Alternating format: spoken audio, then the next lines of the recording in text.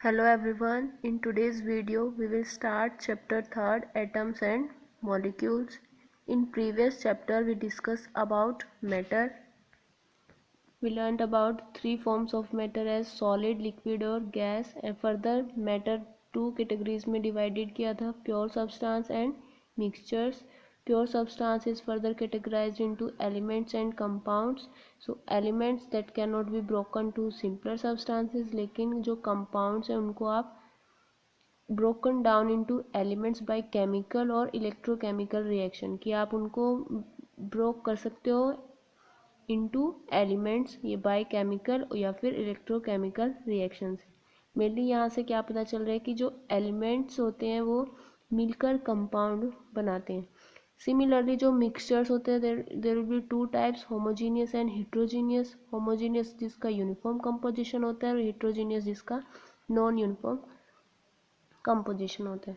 Now we will discuss in this chapter about the various laws जो explain करते हैं कि how atom combines to form molecules. उनके symbols के बारे में पढ़ेंगे। Formula of atom and molecules की एटम और मॉलिक्यूल्स के क्या फॉर्मूलेज होते हैं और आप उनके मासेस को वेरियस वेज के अकॉर्डिंग कैसे एक्सप्रेस करते हैं। अब यहाँ वर्ड है एटम्स। अब एटम वर्ड कहाँ से आया कि इंडियन जो फिलोसफर था महर्षि कनंद postulated that if we go on dividing matter कि अगर आप मैटर को डिवाइड करते रहते हैं तो we shall get smaller and smaller particles कि डिवीज़न किया फिर नेक्स्ट जो एलिमेंट बना फिर उसको डिवाइड किया फिर जो ऐसे छोटे से छोटा जो पार्टिकल्स होगा उस पार्टिकल की हम फर्दर डिवाइड नहीं कर सकते। ही नेम दीज पार्टिकल्स परमाणु। तो जो महर्षि कनंद था उसने पार्टिकल्स को क्या नाम दिया, परमाणु।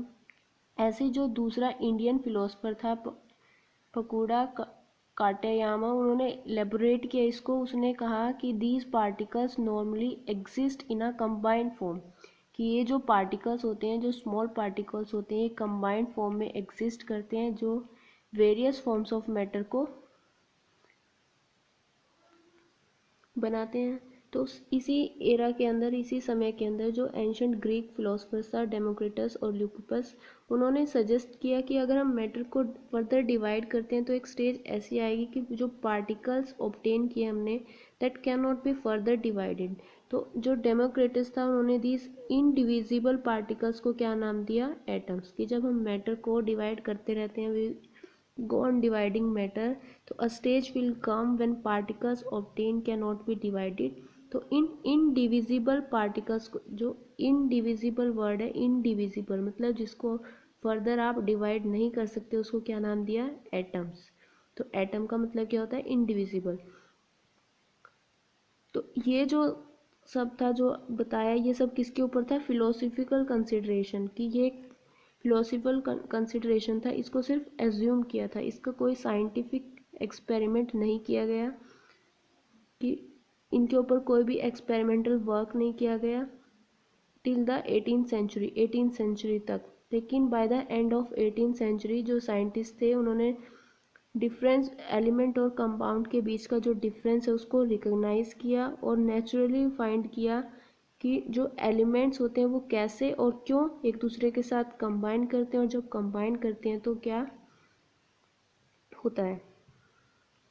नाउ आफ्टर 18th सेंचुरी जो साइंटिस्ट थे, जो केमिकल साइंटिस्ट थे, उन्होंने डिस्कवर किया कि जो एलिमेंट्स वो कंबाइन करके कंपाउंड बनाते हैं तो वो सर्टेन रूल्स को फॉलो करते हैं। इन रूल्स को हमने क्या बोला, laws of chemical combination. So laws of chemical combination क्या हुआ, whenever reactant react together to form the product or elements combine together to form a compound, they do according to certain laws. These laws are called laws of chemical combination। कि जब reactants react करते हैं product बनाने के लिए या elements combine करते हैं कंपाउंड बनाने के लिए तो वो कुछ सर्टेन रूल्स को फॉलो करते हैं। इन रूल्स को क्या बोलते हैं, लॉ ऑफ केमिकल कॉम्बिनेशंस। तो ये जो लॉ ऑफ केमिकल कॉम्बिनेशंस है ये। Now first law of chemical combination के अंडर आता है law of conservation of mass. की law of conservation of mass क्या होता है, it states that mass can neither be created nor be destroyed during a chemical reaction. कि एक chemical reaction के दौरान की मास को ना तो आप क्रिएट कर सकते हो ना ही आप डिस्ट्रॉय कर सकते हो। इसका मतलब क्या हुआ, that in any chemical reaction total mass of reactants is equal to total mass of products, कि किसी केमिकल रिएक्शन के अंदर जो टोटल रिएक्टेंट मास होता है, जो टोटल मास ऑफ रिएक्टेंट्स होता है, वो किसके इक्वल होता है, टोटल मास ऑफ प्रोडक्ट्स।